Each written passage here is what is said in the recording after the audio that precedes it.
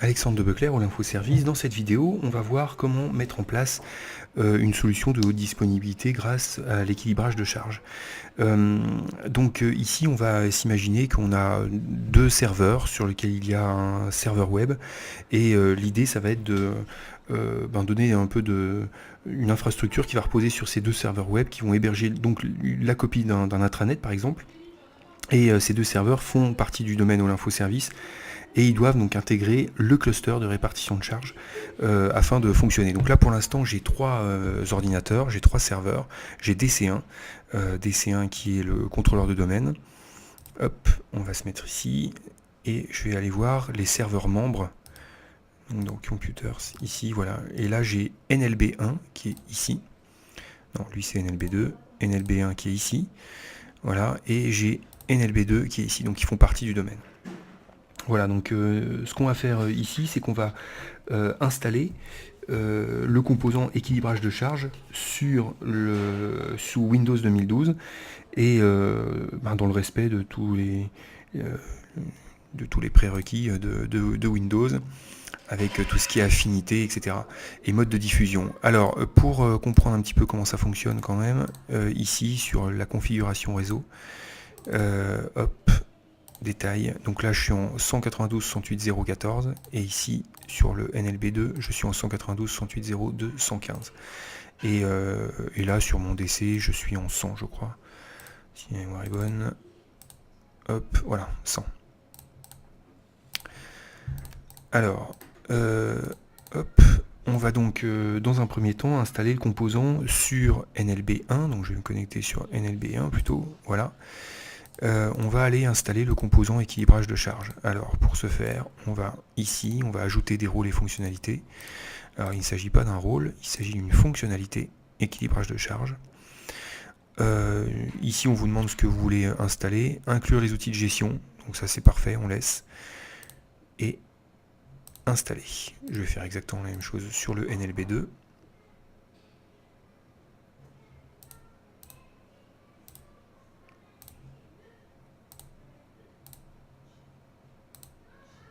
Et installer. Voilà, c'est relativement rapide. Maintenant, on va voir ici que j'ai une console qui s'appelle gestionnaire d'équilibrage sur la charge réseau. Donc voilà, alors sachez également que vous avez possibilité de lancer cette commande par NLB pour Network Load Balancing, MGR pour Manager. Vous aurez exactement la même chose. Voilà. Hop, on peut fermer également ici. Maintenant, on va configurer les interfaces réseau. Alors moi, pour l'instant, je me suis mis sur... j'ai créé une seule carte réseau sur ma machine virtuelle. Vous pouvez en créer plusieurs.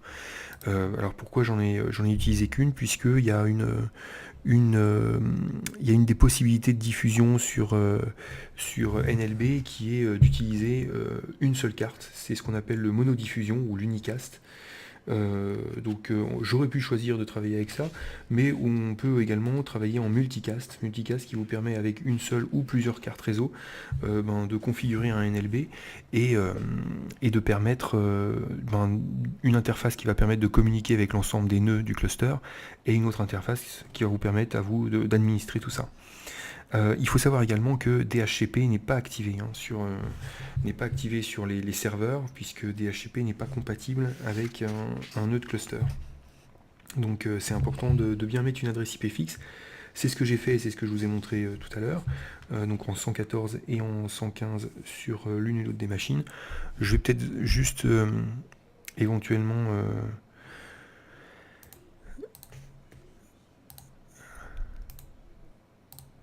rajouter une autre adresse ici, hop, voilà, qui est pour je vais faire exactement la même chose ici.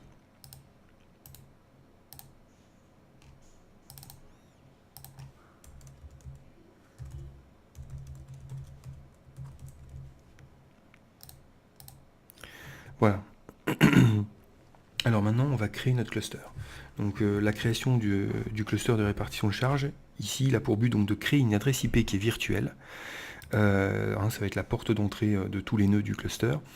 Et il faut s'assurer évidemment que le serveur, chaque serveur sont parfaitement synchronisés, c'est-à-dire qu'il faut qu'ils soient à la même heure. Donc là, moi je l'ai vérifié tout à l'heure, ça c'est bon. Donc là, je vais aller lancer ma console, elle est déjà lancée, elle est ici, je fais un équilibrage de charge, je vais faire nouveau cluster. Ici, je vais aller me connecter sur le localhost, donc sur ma machine, pour voir quelles sont les interfaces qui sont disponibles. J'en ai une ici, c'est parfait. Identification, la priorité ici par défaut c'est 1, donc là on peut laisser par défaut. Ensuite, hop, ici on va nous demander d'ajouter une adresse IP. Donc là moi je vais ajouter une adresse virtuelle qui sera 192.0.168.0.202, pardon. Voilà, je valide par OK. Je peux faire suivant. Ici ensuite on vous dit, on vous demande le nom. Donc là je vais donner allinfoservice.fr, non, intra.allinfoservice.fr, c'est le nom internet complet. Appelez-le comme vous voulez, hein. Et ici donc on va avoir le mode d'opération du cluster, monodiffusion, multidiffusion dont je parlais. Donc là je vais me connecter ici, vous remarquerez que l'adresse MAC change, là, elle passe de 0.2bf à 0.3bf, et ici je crois que c'est 0.1 quelque chose, 0.1.0.0, voilà. Donc là ensuite j'ai accès à l'ensemble des règles de port qu'on peut utiliser sur cette interface qui vient d'être créée. Donc pour l'instant je ne vais rien changer, vous allez voir je vais changer juste après, je vais faire terminer. Donc là il y a un petit sablier, on va laisser finir. Voilà, donc là il est créé, c'est terminé. Alors il faut savoir qu'un cluster de répartition de charge réseau ici il peut être configuré avec plusieurs adresses IP virtuelles. Et ce qui est intéressant, c'est qu'on peut y mettre des règles de port sur les différentes adresses IP virtuelles. Donc du coup, on va pouvoir mettre des règles différentes. Là, par exemple, si je fais propriété du cluster, donc là, on va voir l'adresse IP. Je vais aller dans les... Donc là, on revoit ce que j'ai modifié tout à l'heure.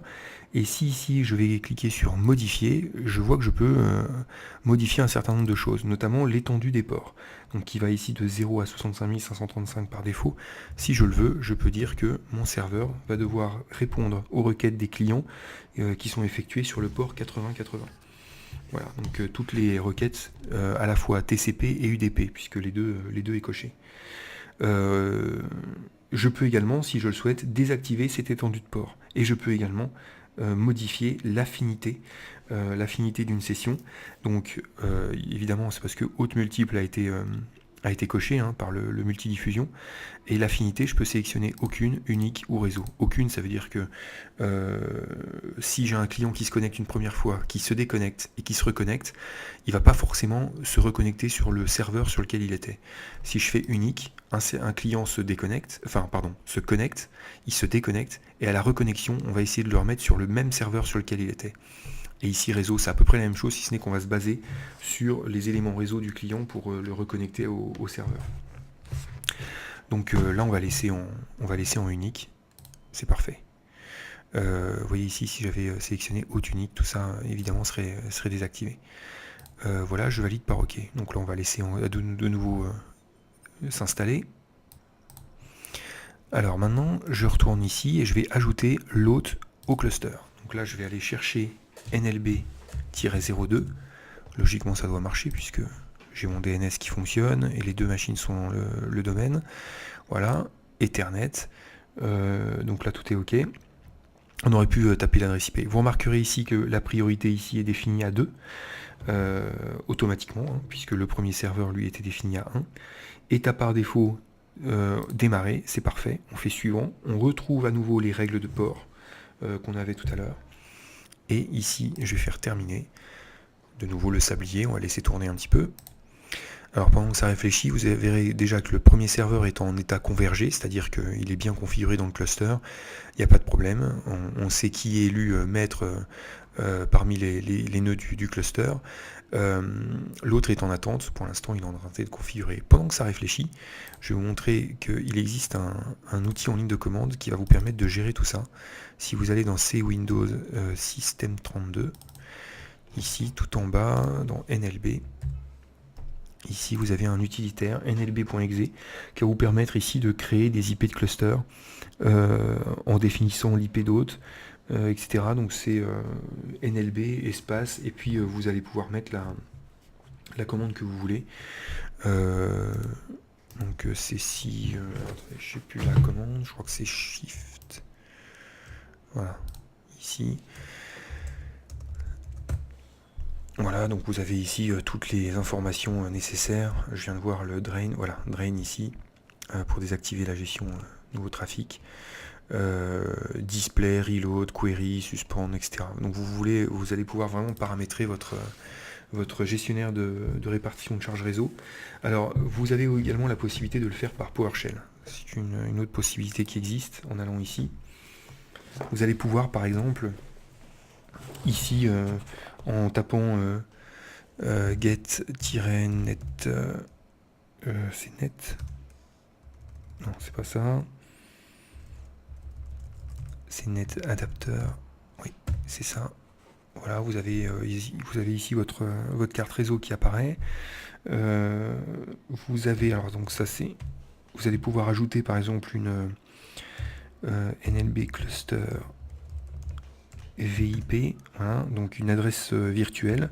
Si par exemple ici je mets 192.168.0.204,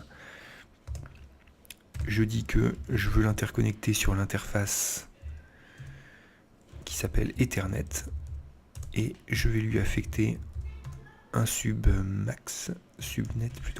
mask à 255.255.0. Oui, c'est bon. Voilà, si je tape ça, bon déjà j'ai pas d'erreur.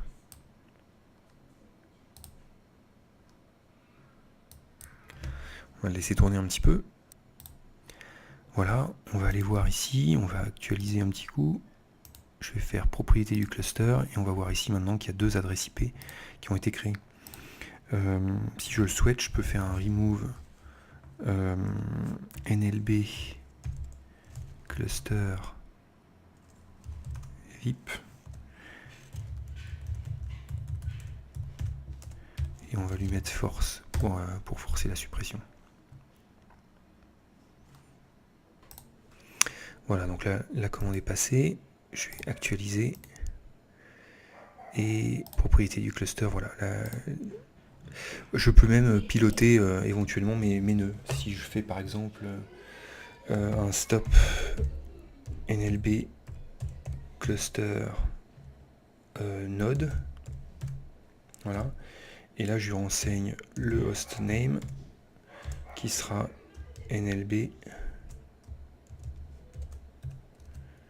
02. Voilà, il est passé à stop. Je suis actualisé ici. Voilà, il est bien à l'arrêt.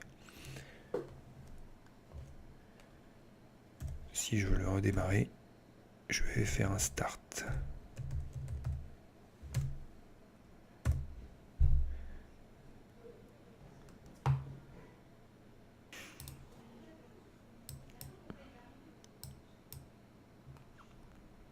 D'accord, hop.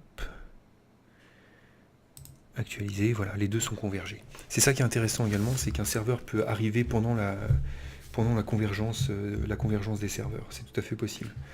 Donc voilà, et si on voulait pousser un petit peu plus loin et être dans des conditions réelles, on pourrait faire une bascule en fait sur la gestion de répartition de charge. Donc elle serait composée donc de deux serveurs web, hein, comme on l'a ici, donc j'ai pas encore installé de 2IS. On aurait un poste client qui tenterait de se connecter sur l'adresse IP virtuelle, qui est l'adresse 202, et le but est de simuler la charge ou l'arrêt d'un des serveurs pour s'assurer que le cluster NLB se charge bien, donc de rediriger tout ça. On pourrait donc ajouter le service web sur les serveurs, donc on peut aller ajouter le 2IS.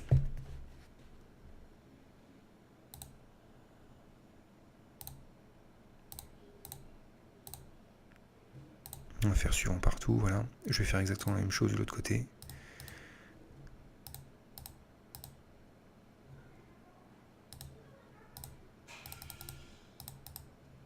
Voilà. On va attendre que ça se finisse. Alors voilà. Et voilà. Ce qu'on peut faire éventuellement, c'est se rendre ici. Là, on va créer un... non, c'est pas un dossier, pardon, je fais n'importe quoi. On va créer un nouveau fichier. Voilà. Index.html. Alors...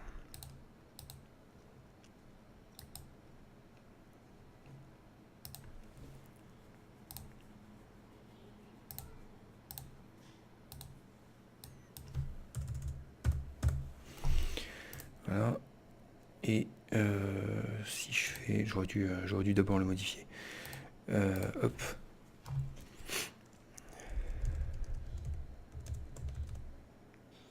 Donc là, je suis sur NLB. Voilà. Et je vais faire exactement la même chose ici.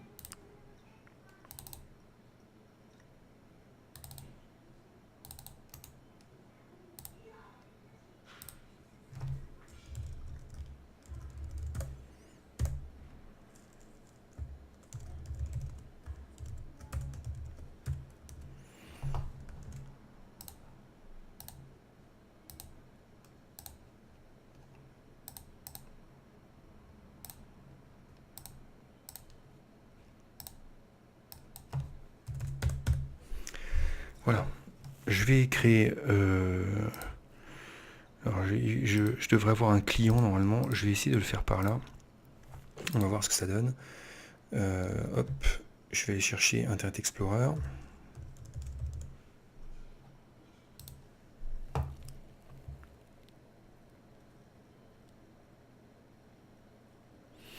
Et d'ici, je vais aller attaquer l'adresse IP 192.168.0.202, je crois, hein, c'est ce qu'on avait dit.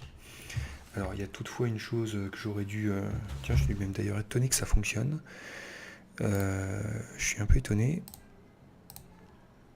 Parce qu'en fait, comme ça, je serais allé modifier les règles de port ici et mettre de 1 à 65 535. Je suis un peu étonné. Voilà. Je vais rafraîchir. Donc là, c'est bon. Voilà. Donc on voit bien ici que je suis connecté sur le NLB1. Donc on va simuler une panne du NLB1 parce que je vous rappelle que je suis en affinité unique. Je vais arrêter, tout simplement. Voilà. Et je vais rafraîchir ma page.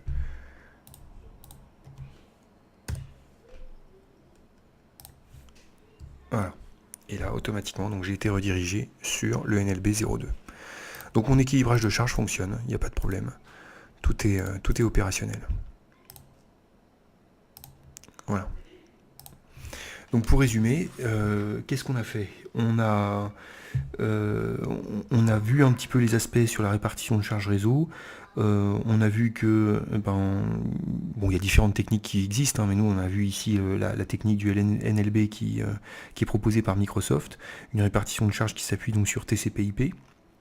Et on peut avoir donc plusieurs serveurs qui vont héberger la fonctionnalité d'équilibrage de charge et qui vont donc rediriger les utilisateurs en fonction de leur demande. Alors évidemment, là on n'a pas vu toute la partie web, synchronisation entre les deux serveurs, c'était pas du tout l'objet du TP ici.